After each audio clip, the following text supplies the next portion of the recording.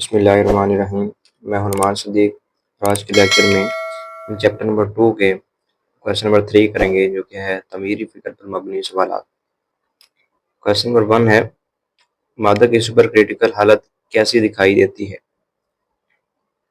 तो जो मादा की सुपर क्रिटिकल हालत की कोई वाज़ेह हद नहीं होती, यानी कोई ख़ास बाउंड्री नहीं होती जो उसे माया और गैस में तकसीम कर सके।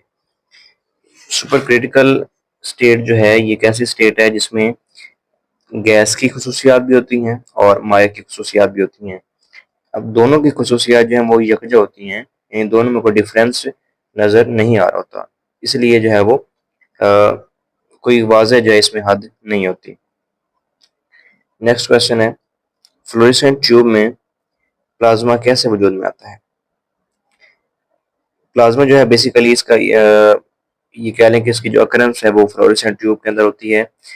तो फ्लोरेसेंट ट्यूब में मौजूद गैस के एटमों को आयनाइज करके जो है वो प्लाज्मा पैदा किया जा सकता है। याद रखें, प्लाज्मा जो है एक आयनाइज गैस होती है जिसके अंदर फोटॉन्स भी होते हैं, इलेक्ट्रॉन्स भी होते हैं।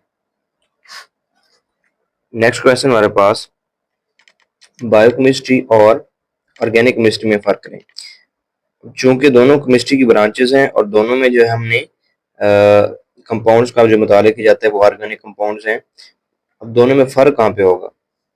ऑर्गेनिक केमिस्ट्री जो है ये ऑर्गेनिक कंपाउंड की साख्त, उनके ख़ास और रद्दमल का मुताला करती है। लेकिन बायोकेमिस्ट्री में एक चीज़ स्पेसिफिक है कि इसने सिर्फ जानदारों के अंदर जो है, ख़ास तौर पर जानदारों के अंदर होने वाले कीमियाई अमल का मुताला करती है। तो ये जो है बेसिकली इनमें डिफरेंस है। नेक्स्ट क्वेश्चन है, डायमंड के चमकदार होने की वजह क्या है और चमक बढ़ाने का तरीका क्या हो सकता है? डायमंड की जो चमक है इसके अंदर जो फिनोमेना होता है टोटल इंटरनल रिफ्लेक्शन का, इस वजह से जब उसको चमक होती है और इस चमक को हम बढ़ा सकते हैं। उसके लिए डायमंड को हम कट करें या अगर पॉलिश कर दें तो इसकी चमक को बढ़ाया जा सकता है। नेक्स्ट क्वेश्चन है, पानी में सोडियम क्लोराइड के हल होने का अमल। पानी जो एक पोलर कंपाउंड है और सोडियम क्लोराइड ये भी एक पोलर कंपाउंड है। तो सोलबिलिटी का रूल है कि लाइक डिसॉल्व लाइक, यानी पोलर एशिया पोलर में ही हल हो जाती है। और दूसरी चीज़ कि कोई सोल्यूट जो है, अब यहाँ पे पानी सॉल्वेंट है, सोडियम क्लोराइड सोल्यूट है, तो किसी सोल्यूट का सॉल्वेंट के अंदर हल होने के लिए एक खास चीज़ होती है जो उसका सोल्यूट सॉल्वेंट इंटरेक्शन होता है। जितना इंटरेक्शन ज़्यादा होगा, मजबूत होगा, उतना ही वो जल्द उसमें हल हो जाएगा। जब सोडियम क्लोराइड को पानी में हल किया जाता है तो पानी के पोलर मॉलिक्यूल सोडियम आयंस को घेर लेते हैं, जिसे हाइड्रेशन कहते हैं। पानी का जो पॉजिटिव एंड होगा वो सोडियम क्लोराइड का जो नेगेटिव यानी क्लोराइड आयन है उनको घेर लेंगे, सराउंड कर लेंगे और उसको जो है वो अपने अंदर हल कर लेंगे। नेक्स्ट क्वेश्चन है, कंपाउंड की सोलिबिलिटी पर दर्जा हरारत का असर। अब इफेक्ट ऑफ टेम्परेचर जो है वो टेम्परेचर जो इफेक्ट कर रहा होता है डिफरेंट सोल्यूट की सोलिबिलिटी के ऊपर।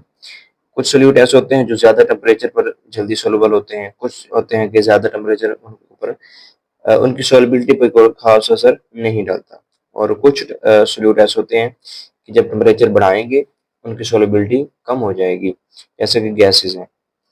तो कंपाउंड की सॉल्युबिलिटी एक खास दर्जा हरारत पर मुख्तलिफ इसलिए होती है क्योंकि हल होने का अमल एंडोथर्मिक या एक्सोथर्मिक हो सकता है।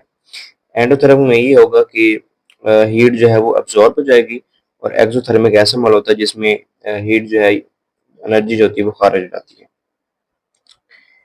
नेक्स्ट क्वेश्चन है, सोडियम क्लोराइड की पोटेशियम नाइट्रेट की तरह क्रिस्टलाइज ना होना।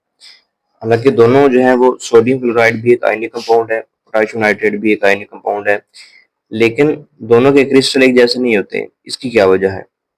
सोडियम क्लोराइड की सोलिबिलिटी पर दर्जा हरारत का जो असर है बहुत कम होता है, और NaCl के महलूल को ठंडा करने से, यानी NaCl का सोल्यूशन जो है उसको आप जब ठंडा करेंगे तो उसके क्रिस्टल जो है वो बहुत कम बनते हैं।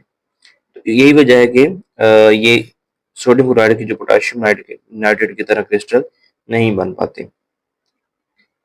नेक्स्ट क्वेश्चन है, ग्रेफाइट में फिसलन क्यों होती है और इसको बतौर लुब्रिकेंट क्यों इस्तेमाल किया जाता है?